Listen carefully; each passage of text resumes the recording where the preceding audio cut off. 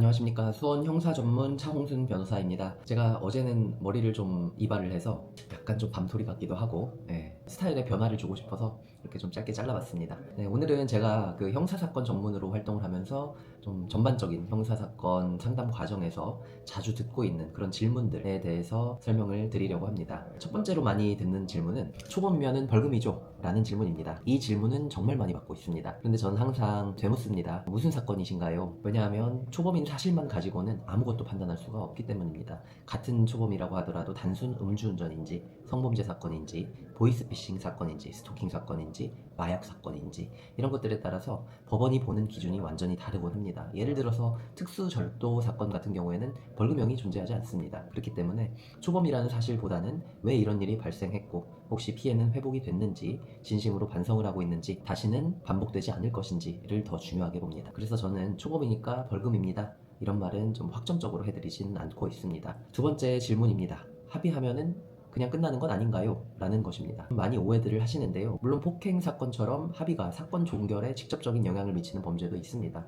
하지만 음주운전, 대부분의 성범죄, 마약범죄처럼 합의를 하더라도 수사와 재판이 계속되는 사건들이 더 많습니다. 그리고 제가 실무에서 더 많이 말씀드리는 것은 합의를 했느냐보다 어떻게 합의를 했느냐가 더 중요하다는 점입니다. 합의서 문구 하나 때문에 형사사건은 끝났는데 민사소송이 다시 이어지는 경우도 부지기수이기 때문입니다. 세 번째로 많이 듣는 질문 중 하나가 경찰 조사 가서 사실대로 그냥 있는 그대로 진술하면 되는 거 아닌가요? 라는 것입니다. 물론 사실대로 말해야 되는 것은 맞습니다. 그런데 사실대로 말하는 것과 준비 없이 말하는 것은 차원이 다른 문제입니다. 예를 들어서 기억이 정확하지 않는데 추측해서 시간을 말했다고 가정해 보겠습니다. 그런데 CCTV를 확인한 결과 진술한 내용에 차이가 있다면 거짓말을 하려던 것이 아니더라도 진술의 신빙성 자체가 흔들릴 수가 있습니다. 그래서 저는 기억이 나지 않는다면 기억이 나지 않는다라는 취지로 남겨두시는 것이 정확한 진술이라고 설명을 드리고 있습니다. 네 번째로 많이 듣고 있는 질문 중 하나는 카카오톡만 삭제하면 아무 문제 없는 것 아닌가요? 증거가 없는 것 아닌가요? 이런 질문입니다. 이건 정말 많이 이렇게 듣곤 있는데 저도 대부분은 다 말리고 있습니다.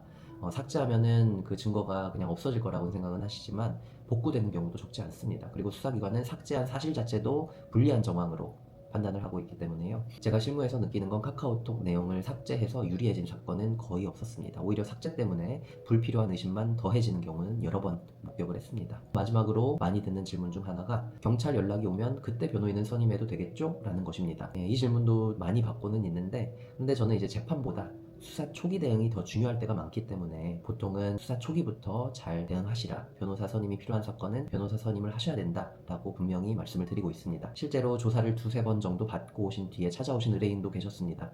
심지어는 검찰 통치된 이후에 찾아오신 분도 계셨고요. 그런데 이미 경찰 피의자 신문조서가 작성한 뒤라서 되돌리기가 상당히 어렵습니다. 반대로 조사 전에 오신 분들은 사실관계를 미리 저희와 함께 정리하고 증거를 준비하고 예상 질문까지도 함께 검토한 뒤에 조사를 받았습니다. 이렇게 같은 사건인데도 출발점이 완전히 다른 것이지요. 그래서 저는 재판 전에 오세요 라고 말씀드리기보다는 조사 전에 상담 받아보세요 라고 말씀을 드리곤 합니다. 오늘 이렇게 말씀드린 5가지 정도는 제가 상담을 하는 과정에서 거의 매번 듣는 얘기라고 할 정도입니다. 그런데 저는 인터넷에서 본 한 줄 정보만으로 사건을 판단하지 않으시길 바랍니다. 거래 내역을 보고 카카오톡 내용을 보고 진술을 듣고 증거를 확인해야 됩니다. 왜냐하면 같은 죄명이라고 할지라도 사실관계가 달라지면 그 결과도 크게 달라질 수 있기 때문입니다. 그래서 제가 꼭 말씀드리고 싶은 것은 이것입니다. 형사사건은 인터넷으로 배우는 것이 아니라 사실관계와 더불어서 법률 전문가의 법률적인 판단으로 사건을 진행하는 것이 답이다 라는 것입니다. 오늘도 이렇게 짧은 영상 지켜봐 주셔서 감사합니다.